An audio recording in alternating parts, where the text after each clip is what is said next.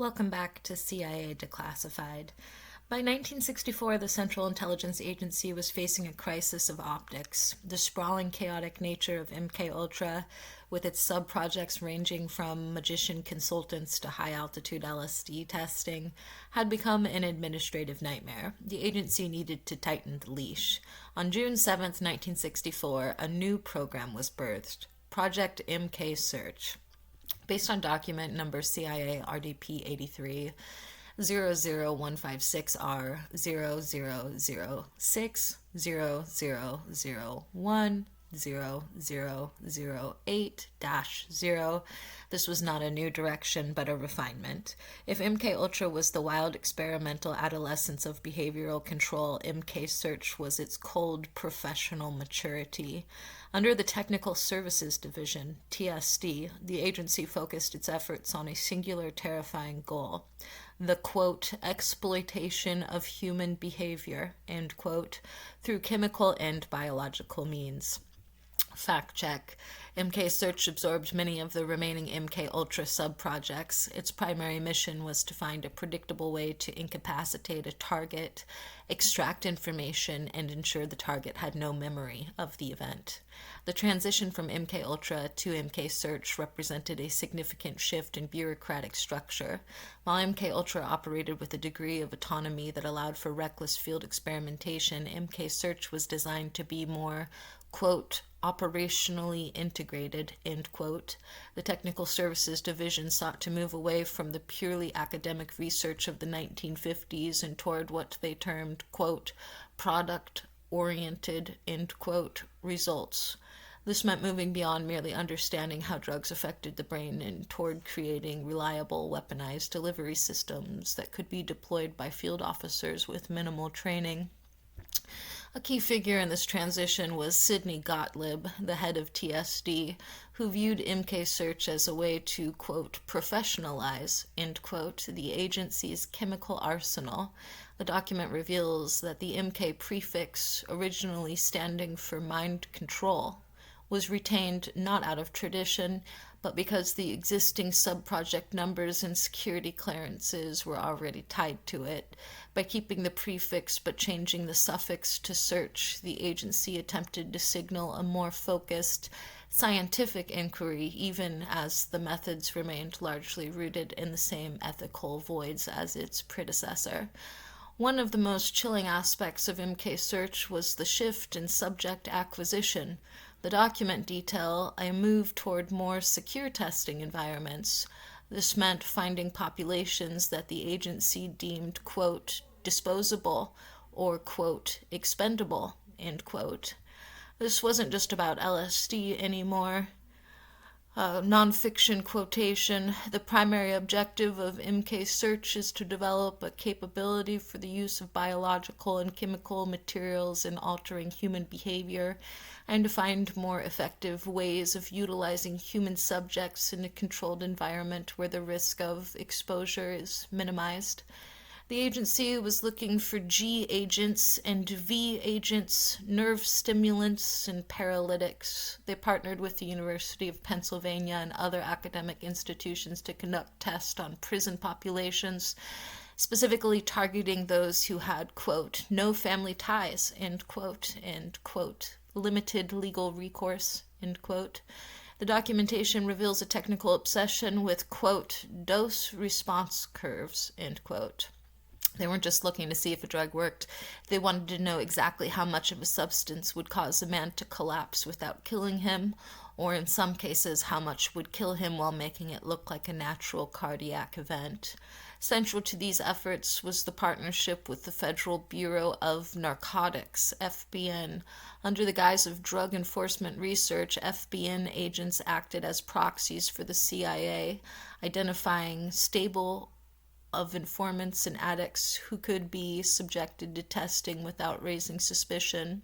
Document number CIA RDP83-00156R000600010008-0 alludes to, quote, specialized testing facilities, end quote, where these individuals were brought. These were often safe houses equipped with one-way mirrors and recording equipment where the expendables were monitored for hours or days after being forcibly dosed with experimental compounds.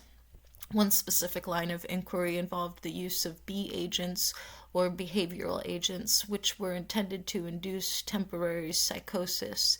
The agency was fascinated by the idea of, quote, discrediting, end quote, a target by making them appear insane in public. The technical challenge, as noted in the declassified memo, was ensuring the effect was both delayed and temporary. They needed the target to walk into a press conference or a high-level meeting and suddenly lose touch with reality, with no evidence of foul play left in their bloodstream.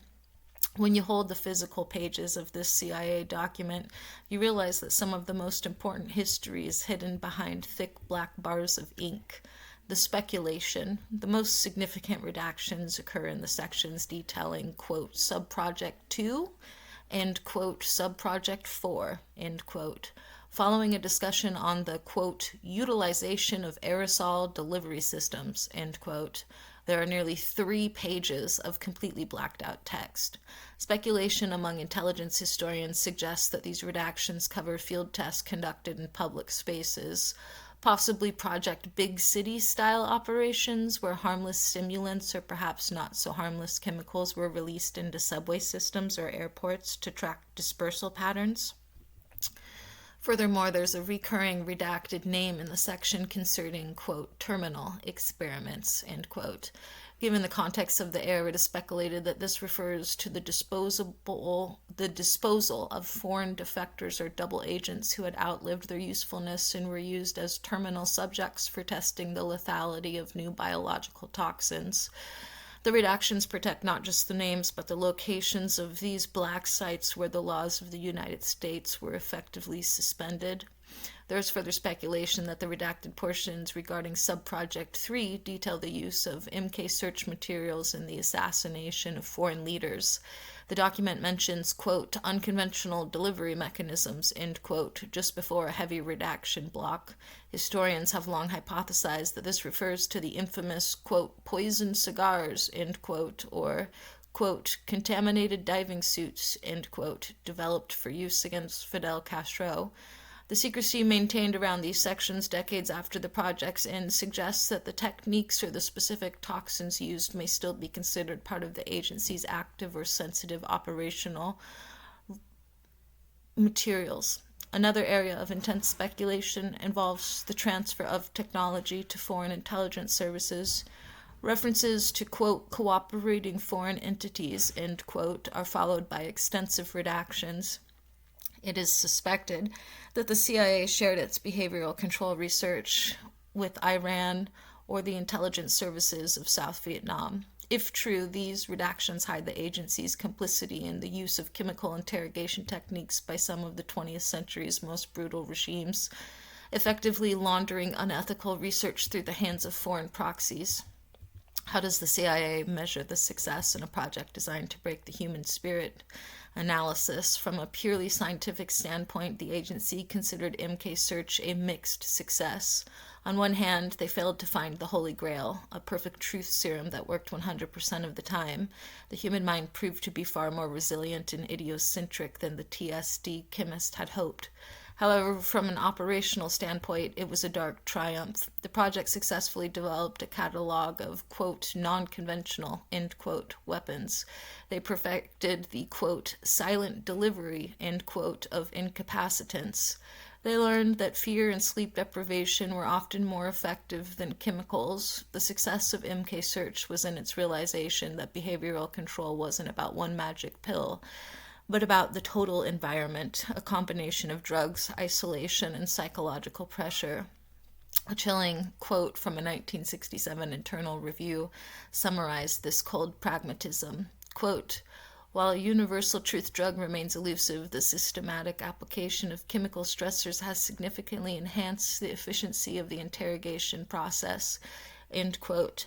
To the CIA, success was not defined by the well-being or even the survival of the subject, but by the volume and actionability of the data extracted. If the subject was broken permanently in the process, it was merely an acceptable operational cost in the broader context of the Cold War. The legacy of MK Search isn't just a collection of horror stories. It is found in the modern tools of the intelligence community. Technological breakthroughs, MK Search led directly to the development of microaerosol technology. The agency's work on how to stabilize delicate biological toxins in a spray form is the direct ancestor of modern, less lethal chemical agents used by tactical teams today. They also made significant strides in transdermal delivery, creating chemicals that could be absorbed through the skin via a simple handshake or a contaminated surface.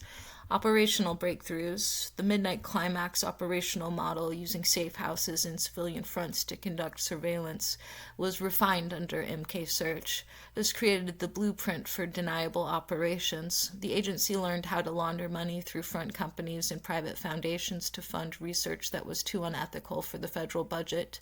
This cutout system remains a cornerstone of clandestine funding today. The documents also highlight a breakthrough in, quote, polydrug, end quote, combinations. Instead of relying on a single substance, researchers discovered that priming a subject with a mild sedative before administering a stimulant could bypass certain psychological defenses. This cocktail approach became a standard methodology and what would later become termed enhanced interrogation. By systematically fluctuating a subject's neurotransmitter levels, the agency could induce a state of learned helplessness, making the target more compliant without the need for physical torture. In 1972, the program was officially terminated. Most of the files were ordered destroyed by CIA Director Richard Helms in 1973, which is why this document is such a rare and fragmented treasure. But did it really end, or did it just move further into the black? Next time on CIA Declassified, we leave the